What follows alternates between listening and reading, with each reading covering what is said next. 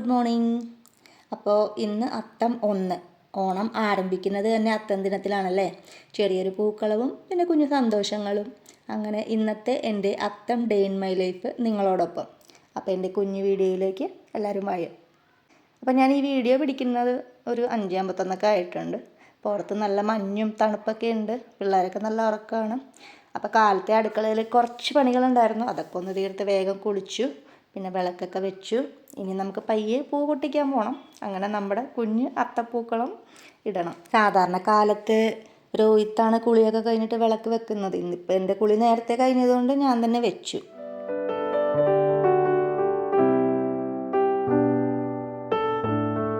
അപ്പം നേരെ പുറത്തേക്ക് പോയി ഫ്രണ്ടിലൊക്കെ ഒന്ന് അടിച്ച് വാരി വെള്ളമൊക്കെ തളിച്ചു. ഞാൻ നല്ല വൈകിട്ട് തന്നെ അത്തപ്പൂക്കൾ ഇടാൻ വേണ്ടിയിട്ട് പൂത്തറയൊക്കെ സെറ്റ് ചെയ്ത് വെച്ചിട്ടുണ്ടായിരുന്നു. അപ്പോൾ മഴ എങ്ങാനും വന്നാലോ അല്ലെങ്കിൽ പൂച്ചയൊന്നും അതിൻ്റെ മേലേക്ക് കയറാതിരിക്കാൻ വേണ്ടി ഞാനിങ്ങനെ അടച്ചു വെച്ചു.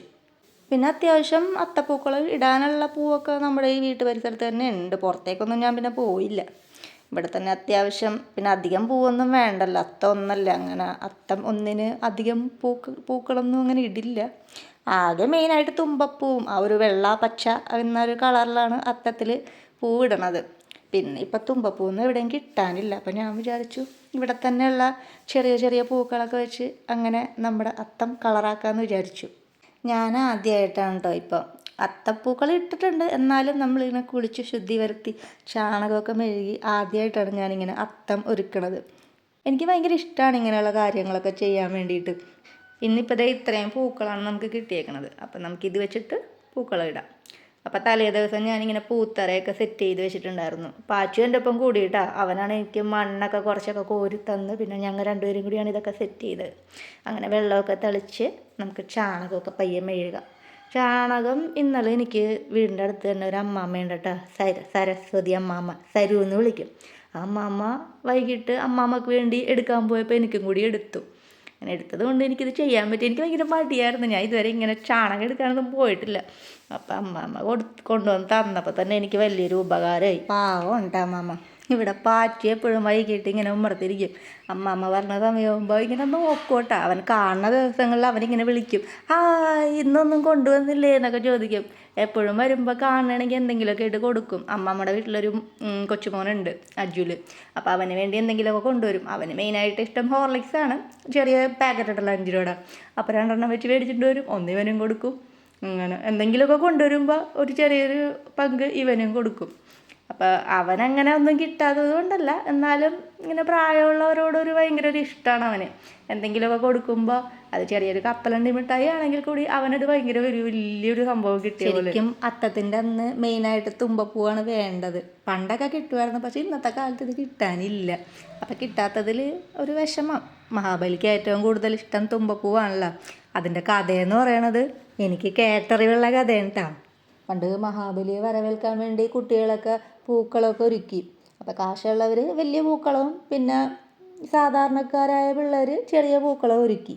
അപ്പോൾ അതിലൊരു ചെറിയ കുട്ടിക്ക് കിട്ടിയത് തുമ്പപ്പൂ മാത്രമാണ്. അപ്പോൾ ആ കുട്ടിക്ക് ഭയങ്കരമായിട്ടും വിഷമായി.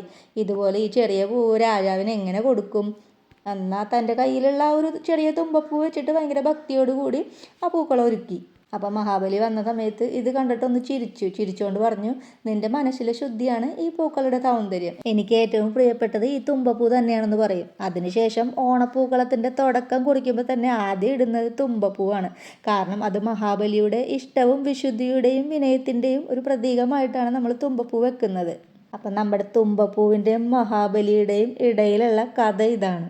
അപ്പോൾ രോഹിത്ത് കാലത്ത് തന്നെ സ്കൂൾ ട്രിപ്പ് എടുക്കാൻ വേണ്ടിയിട്ട് പോയി. പിന്നെ ഞാൻ പയ്യെ ഗേറ്റൊക്കെ അടച്ചു.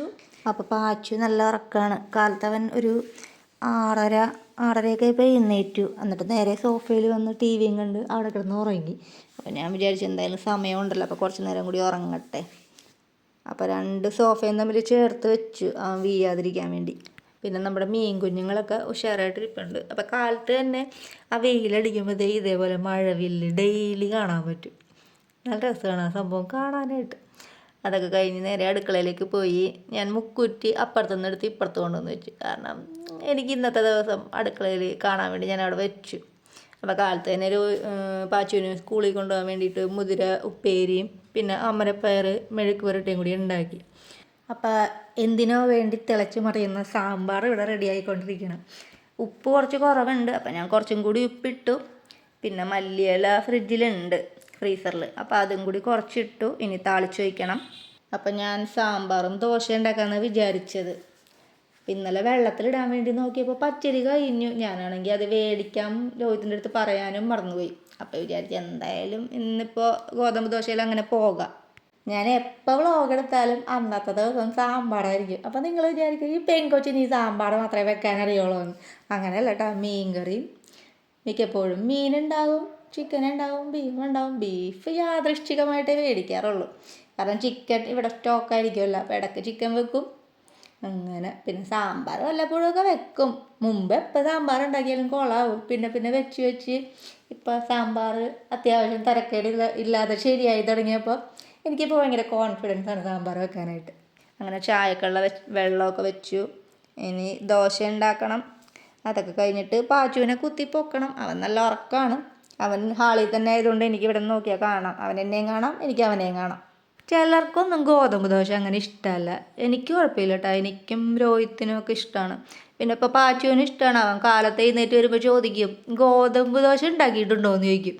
ഗോതമ്പ് ദോശ, നൂലപ്പം, ഈ വക സാധനങ്ങളൊക്കെയാണ് അവനിഷ്ടം. അപ്പം ഇന്നിപ്പോൾ എന്തായാലും സാമ്പാറും കൂടി ഉള്ളതുകൊണ്ട് കഴിച്ചോളും. അപ്പം ഞാനിനി പയ്യെ പാച്ചുവിനെ കുത്തി പൊക്കട്ടെ. എഴുന്നേറ്റ് കിട്ടാൻ ഇത്തിരി പണിയാണ്. കാരണം രാത്രി വലിയ ഉറക്കമില്ലായിരുന്നു. പിന്നെ 6 മണിയായപ്പോൾ എഴുന്നേൽക്കുകയും ചെയ്തു. അപ്പോൾ ആ ഉറക്കം അങ്ങോട്ട് ശരിയായില്ല. റൂമിലാണെങ്കിൽ അവൻ പെട്ടെന്ന് എഴുന്നേറ്റ് വരും കേട്ടോ. ഹാളിലാണെങ്കിൽ അവൻ കുറേ നേരം ഉറങ്ങിക്കോളും. കാരണം അവനിങ്ങനെ ഒച്ചയാനൊക്കെ കേൾക്കുമ്പോൾ അടുത്ത ആളുണ്ടെന്നുള്ളൊരു തോന്നൽ കൊണ്ട് അവനങ്ങനെ നീണ്ട ഉറക്കം ഉറങ്ങും. ഉറക്കമൊക്കെ മാറിയിട്ടുണ്ടെന്നാലും എഴുന്നേൽക്കാനുള്ളൊരു മടി കൊണ്ട് ഇങ്ങനെ കണ്ണും പൂട്ടി കിടക്കണേ. അപ്പോൾ ഞാൻ എങ്ങനെയെങ്കിലും എഴുന്നേൽപ്പിക്കാൻ വേണ്ടി ഒരു മുട്ടായി കൊണ്ടൊന്ന് ഇട്ട് കൊടുത്തു. മിഠായി പ്രാന്തനാണ്.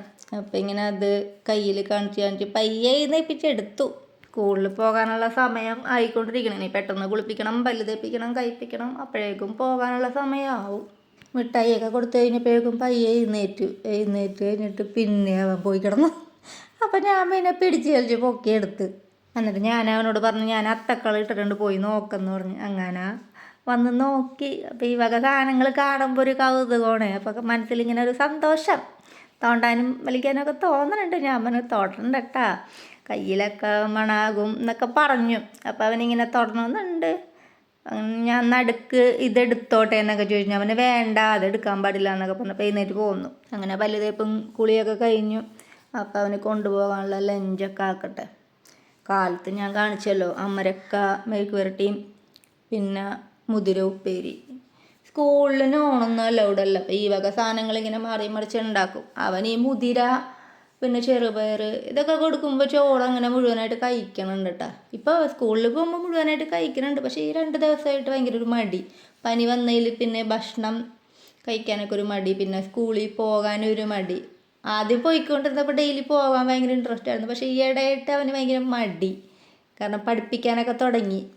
പ്രീ-KG ആണെങ്കിലും അത്യാവശ്യം അവർ പഠിപ്പിച്ച് തുടങ്ങിയിട്ടുണ്ട്. LKGയിലത്തെ സെയിം സംഭവങ്ങളൊക്കെ തന്നെ കുറച്ചും കൂടി ഒന്ന് LKGയിലേക്ക് പോകുമ്പോൾ കുറച്ചും കൂടി എളുപ്പമാകാൻ വേണ്ടി അവരിപ്പോഴേ ഇങ്ങനെ കുറേശ്ശെ പഠിപ്പിക്കുന്നുണ്ട്. പക്ഷെ അവനത് പഠിക്കണുണ്ട് കേട്ടോ. നമ്മൾ ചോദിക്കുമ്പോഴും കാര്യങ്ങളൊക്കെ അങ്ങനെ പറയണുണ്ട്. പക്ഷെ പഠിപ്പിച്ച് തുടങ്ങിയതിൻ്റെ ആണെന്ന് തോന്നണൊരു മടി അവന് പോകാനായിട്ട്. ഇന്നലെ രാത്രി അവൻ ബാഗ് എടുത്തിട്ട് ഭയങ്കര കളിയായിരുന്നു. ഞാൻ സ്കൂളിൽ പോകണമെന്നൊക്കെ പറഞ്ഞാൽ അവന് ജീപ്പിൽ കയറി ബാഗും കൊണ്ട് ഇങ്ങനെ കുറേ നേരം ജീപ്പ് ഓടിച്ച് നടന്നു. അപ്പോൾ ഞാൻ തുണി ഉണക്കിയത് മടക്കി വെക്കാൻ വേണ്ടി സോഫയിൽ വെച്ചിട്ടുണ്ടായിരുന്നു. അതിൽ നിന്ന് കുറച്ചെടുത്തിട്ട് ബാഗിൻ്റെ ഉള്ളിലേക്ക് എടുത്തിട്ട് ഞാനത് കണ്ടുമില്ല. എന്നിട്ട് ബാക്കിയുള്ള തുണിയൊക്കെ ഞാൻ മടക്കി വെച്ച് കാലത്ത് ഞാൻ ബാഗ് എടുത്തപ്പോഴേക്കും ബാഗിൽ ഈ സംഭവങ്ങളൊക്കെ വെച്ചേക്കണം. പിന്നെ അതൊക്കെ മാറ്റി കർച്ചീഫൊക്കെ അലക്കാനുണ്ടായിരുന്നു. അതൊക്കെ മാറ്റിയിട്ട് വേറെ പുതിയ കർച്ചീഫ് വെച്ചിട്ട് അങ്ങനെ കൊണ്ടുപോകാനുള്ള സംഭവങ്ങളൊക്കെ സെറ്റാക്കി വെച്ചു. അങ്ങനെ പാച്ചുവിന് റെഡിയാക്കി കഴിഞ്ഞ് മുണ്ടൊക്കെ ഉടുപ്പിച്ച് അത്തമൊക്കെ അല്ലേ, അപ്പോൾ അവനെ വെച്ചിട്ട് 2 ഫോട്ടോസൊക്കെ എടുക്കണ്ടേ. അങ്ങനെ ഫോട്ടോയും കുറച്ച് വീഡിയോസും പിന്നെ എൻ്റെ അത്തം സ്പെഷ്യൽ പൂക്കളത്തിൻ്റെയും നല്ലൊരു ഫോട്ടോയൊക്കെ എടുത്തു. അങ്ങനെ ഇതൊക്കെ കഴിഞ്ഞ് പാച്ചുവും രോഹിത്തും കൂടി പാച്ചുവിനെ സ്കൂളിലാക്കാൻ വേണ്ടിയിട്ട് പോയി. അത് കഴിഞ്ഞ് ഞാൻ കാലത്തെ ഭക്ഷണമൊക്കെ കഴിച്ചു. എല്ലാം കഴിഞ്ഞപ്പോൾ എനിക്ക് ഭയങ്കര ഒരു തലവേദന. കാലത്ത് 5 മണിക്ക് എഴുന്നേറ്റത് കൊണ്ടാണോ എന്നറിയില്ല, തലവേദന. പിന്നെ ഇരുന്ന് കഴിയുമ്പോഴേക്കും ഇങ്ങനെ ഉറക്കം തൂങ്ങി കണ്ണടഞ്ഞടഞ്ഞു പോകണം. അപ്പം ഞാൻ വിചാരിച്ചു കുറച്ച് നേരം കിടന്ന് ഉറങ്ങാം. അങ്ങനെ ഉറങ്ങി ഒരു 1:30 എഴുന്നേറ്റു. ഇവളുമാരിക്കുള്ള ഭക്ഷണമൊക്കെ കൊടുത്തു. അതൊക്കെ കഴിഞ്ഞിട്ട് ഇനി എനിക്ക് ഭക്ഷണം കഴിക്കണം. അപ്പം മേമ കഴിഞ്ഞ ദിവസം പുളിയിഞ്ചി കൊടുത്തു വിട്ടിട്ടുണ്ടായിരുന്നു. എല്ലാ കൊല്ലം ഓണം ആവാനാകുമ്പോഴേക്കും പുളിയിഞ്ചി ഉണ്ടാക്കും. അങ്ങനെ ഒരു ലോഡ് എനിക്കും കിട്ടി. അപ്പോൾ ഞാൻ ചോറിൻ്റെ കൂടെ പുളിയിഞ്ചിയും കൂട്ടി കഴിച്ചു. പണ്ടൊക്കെ നമ്മൾ ചെറുതിലെ പഠിക്കുന്ന സമയത്ത് പുളിയച്ചാറ് കിട്ടുമല്ലോ, 50 പൈസയുടെയൊക്കെ കുഞ്ഞി പാക്കറ്റ്, അതിൻ്റെയൊക്കെ ഒരു ടേസ്റ്റ്. അപ്പോൾ എനിക്ക് ഈ സംഭവം ഭയങ്കര ഇഷ്ടമാണ്. അങ്ങനെ TV വെച്ചപ്പോഴേക്കും ഹസ്കി, ഞാൻ സീരിയൽ കാണാറില്ല, പക്ഷേ ചാനൽ വെച്ചപ്പോഴേക്കും ഹസ്കി. അപ്പോൾ പണ്ട് ഞങ്ങൾക്കൊരു ഹസ്കി ഉണ്ടായിരുന്നു. അവളെ പെട്ടെന്ന് ഓർമ്മ വന്നു. അവൾ ഇത്രയും സൈസും കാര്യങ്ങളൊന്നുമില്ല, ബ്ലാക്കും വൈറ്റും മിക്സ് ആയിട്ടുള്ളൊരു കളറ്. ആളുടെ പേര് മീക്ക എന്നായിരുന്നു.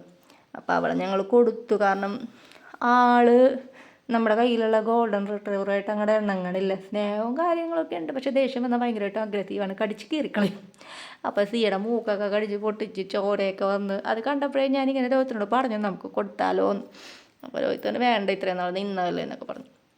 അത് കഴിഞ്ഞ് ഞാൻ ഗർഭിണിയായ ഒരു 8-ാം മാസമൊക്കെ ആയപ്പോഴേക്കും ഇവളൊരു പ്രാവിനെ പിടിച്ച് ഇങ്ങനെ കഴുത്തിങ്ങനെ കടിച്ചു പിടിച്ചേക്കണേ. അതാണെങ്കിൽ രക്ഷപ്പെടാൻ വേണ്ടി ഇങ്ങനെ ചിറകാക്കിയിട്ട് അടിക്കാനുണ്ട്. എനിക്കത് കണ്ടപ്പോൾ പാവം തോന്നിയിട്ട് ഞാൻ രക്ഷിക്കാൻ വേണ്ടി ചെന്നപ്പോഴേക്കും ഇവളങ്ങോട്ട് അലറി കുറച്ച് എൻ്റെ നേരെ ചാടി. കടിച്ചൊന്നുമില്ല, പക്ഷേ ഞാനാകെ ഷോക്കായി. എനിക്ക് കരച്ചിൽ വന്നിട്ട് ഞാൻ അങ്ങോട്ട് പേടിച്ച് എന്തോ പോലെ ആയിപ്പോയി. കാരണം അങ്ങനെ ഒരു സംഭവം നടന്നിട്ടില്ല, ആദ്യമായിട്ടാണ്. അപ്പം ഞാൻ രോഹിത്തിനോട് പറഞ്ഞു നമുക്ക് ഇവളെ കൊടുക്കാം. കാരണം ഇപ്പോൾ ഗർഭിണിയാണ്, പ്രസവിച്ച് കഴിയുമ്പോൾ കൊച്ചി എന്തായാലും 1 വയസ്സ് നടക്കാനൊക്കെ ആകുമ്പോഴും ഇതിൻ്റെ അടുത്തേക്ക് ചെല്ലും. ചിലപ്പോൾ മൂക്കിലോ ചെവിയിലൊക്കെ പിടിച്ച് വലിക്കുമ്പോൾ അതിന് ഇഷ്ടപ്പെട്ടില്ലെങ്കിൽ അത് കടിച്ച് കീറിക്കളയും. അപ്പോൾ എനിക്കതൊക്കെ ആയിരുന്നു ടെൻഷൻ. അപ്പം ഞാനിത് രോഹിത്തിൻ്റെ അടുത്ത് പറയുമ്പോഴും എനിക്ക് കരച്ചിൽ വരുന്നുണ്ട്. അപ്പോൾ രോഹിത്ത് എന്തായാലും കൊടുക്കാമെന്ന് വിചാരിച്ച് അങ്ങനെ അവളെ കൊടുത്തു. ആദ്യം അങ്ങനെ എറണാകുളത്തേക്കാണ് കൊടുത്തത്. അത് കഴിഞ്ഞ് അവളിപ്പോൾ വയനാടാണ് ഉള്ളത്. അവളെ പ്രസവമൊക്കെ കഴിഞ്ഞു. അങ്ങനെ അതൊക്കെ കഴിഞ്ഞ് ഞാൻ അമ്പലത്തിൽ പോകാൻ വേണ്ടി റെഡിയായി. ഇന്ന് അത്താണല്ലോ. അത്തം എല്ലാ മാസവും അത്തത്തിന് അമ്പലത്തിൽ പോവാറുണ്ട്. കാരണം പാച്ചുവിൻ്റെ നാളെ അത്തമാണ്. അപ്പോൾ അതേ പാച്ചു സ്പ്രേ ഒക്കെ അടിച്ചിട്ട് എന്നെ മണപ്പിക്കാൻ വന്നതാണ്. അപ്പം ഞാനിങ്ങനെ ഒരു ഹായ് ഒക്കെ പറയാൻ പറഞ്ഞു. അങ്ങനെ ഹായ് ഒക്കെ പറഞ്ഞു. അങ്ങനെ അവൻ്റെ സ്പ്രേ ഒക്കെ മണത്ത് നോക്കി. അടിപൊളി, ഞങ്ങളെല്ലാം മണമെന്നൊക്കെ പറഞ്ഞു. അടിപൊളിയായിട്ടില്ലേ. പാച്ചുവിന് ഞാനൊരു ജുബയും മുണ്ടൊക്കെ ഇട്ട് കൊടുത്തു. പാച്ചുവിന് നല്ല ക്ഷീണമുണ്ട്. കാരണം കഴിഞ്ഞ ഒരാഴ്ചയായിട്ട് പനിയായിരുന്നു. പിന്നെ ചുമ അങ്ങോട്ട് വിട്ട് മാറുന്നില്ല. അപ്പം ആകെ ക്ഷീണിച്ചില്ലാണ്ടായി. കാണുന്നവരൊക്കെ പറയും, പിന്നെ നമുക്കത് കേൾക്കുമ്പോൾ ഒരു വിഷമം. അങ്ങനെ അമ്പലത്തിൽ അത്തപ്പൂക്കൾ ഇതാണ് കേട്ടോ. ഞങ്ങൾ വന്നിട്ട് ഫോട്ടോസൊക്കെ എടുക്കാൻ വേണ്ടി അടുത്തൊക്കെ പോയി നിന്നു. വലിയ ക്ലാരിറ്റി ഒന്നും ഉണ്ടായിരുന്നില്ല, സന്ധ്യ ആയതുകൊണ്ട്. പാച്ചുവിന് പിന്നെ വലിയ ക്ഷമയൊന്നുമില്ല. അവൻ പായസം കുടിക്കാൻ വേണ്ടി വെയിറ്റ് ചെയ്ത് മുഷിഞ്ഞു. കാരണം ദീപാരാധന കഴിഞ്ഞിട്ട് പായസം കിട്ടും. അപ്പോൾ എല്ലാ മാസവും ചെല്ലുമ്പോൾ അവിടുത്തെ ശാന്തിക്കാരൊക്കെ പറയും പായസം കുടിച്ചിട്ട് പോയാൽ മതി കേട്ടാന്ന് പറയും. അങ്ങനെ അവിടെ വെയിറ്റ് ചെയ്തിരിക്കണേ കൊതുകടി കൊണ്ടിട്ട് പ്രാന്ത് കയറി. അവസാനം പായസം വന്ന് പിന്നെ അച്ഛൻ പായസമൊക്കെ വാരി കൊടുത്തു. അങ്ങനെ അതൊക്കെ കഴിഞ്ഞ് ഞങ്ങൾ പയ്യെ ഇറങ്ങി. അപ്പോൾ രോഹിത്തിന് കടയിലൊരു വർക്ക് ഉണ്ടായിരുന്നു. അപ്പോൾ അവിടെയും കൂടി കയറിയിട്ട് പോകാമെന്ന് വിചാരിച്ചു. അവിടെ എത്തിയപ്പോഴേക്കും നല്ല മഴ. പിന്നെ കുറച്ച് നേരം അവിടെ ഇരുന്നിട്ട് പയ്യെ ഇറങ്ങി. പാച്ചുവിന് പിന്നെ ഷോപ്പിൽ വന്നാൽ ബോറടിക്കില്ല. കാരണം പട്ടികളുടെ കുറേ ടോയ്സ് അവിടെയുണ്ട്. അപ്പോൾ അവനിങ്ങനെ അതിലൊക്കെ വിരകി നിന്നോളും. അപ്പോൾ ഇവിടെ കുറേ പെറ്റ് ഫുഡ് ഉണ്ട് കേട്ടോ. ഡോഗ്സിൻ്റെ ഫുഡ്, ഷാമ്പു, അവരുടെ കുറേ ആക്സസറീസ്, അങ്ങനെ കുറേ ഉണ്ട്. കണ്ടില്ലേ, ദേ ഇവിടെ ഫുള്ള് ടോയ്സാണ്. കണ്ട ചിക്കൻ കാലൊക്കെ ഉണ്ട്, കടിച്ച് തിന്നാം. രോഹിത്തിന് പണ്ടൊരു ഡോഗിൻ്റെ ഒരു ബോർഡിങ് തുടങ്ങാനായിട്ടായിരുന്നു ആഗ്രഹം, ഡോഗ്സ് മാത്രം. അപ്പോൾ അതിന് കുറേ സ്ഥലവും കാര്യങ്ങളൊക്കെ വേണമല്ലോ. അതുകൊണ്ട് ആ ആഗ്രഹം അങ്ങോട്ട് പയ്യെ മാറ്റി വെച്ചു. പിന്നെ രോഹിത്തിൻ്റെ ഫീൽഡെന്ന് പറയുന്നത് മൊബൈൽ സർവീസാണ്, മൊബൈൽ മെക്കാനിക്കാണ്. അപ്പോൾ ഒരു ഷോപ്പ് എടുത്തിട്ട് മൊബൈൽ സർവീസും പിന്നെ പെറ്റ്സിനോടുള്ളൊരു ഇഷ്ടം കൊണ്ട് അവരുടെ ഫുഡും ആക്സസറീസ് അങ്ങനെ കുറേ സംഭവങ്ങളും രണ്ടും കൂടി ഒരുമിച്ച് പോകാൻ പറ്റുന്ന രീതിയിൽ ഒരു ഷോപ്പ് എടുത്തു. ആ ഷോപ്പാണ് ഇത്. മഴയൊക്കെ ഏകദേശം തോർന്നിട്ടുണ്ട്. ഇനി പയ്യെ വീട്ടിലേക്ക് ഇറങ്ങണം. വീഡിയോ എല്ലാവർക്കും ഇഷ്ടമായോ? അത്തം ദിനത്തിലെ എൻ്റെ ചെറിയ വിശേഷങ്ങൾ ഇതൊക്കെയാണ്. എല്ലാവർക്കും സ്നേഹവും സമാധാനവും നിറഞ്ഞ ഒരു ഓണക്കാലം കൂടി ആശംസിക്കുന്നു. ഇനി വരുന്ന വ്ലോഗിൽ വീണ്ടും കണ്ടുമുട്ടാം. അപ്പോൾ എല്ലാവർക്കും see you.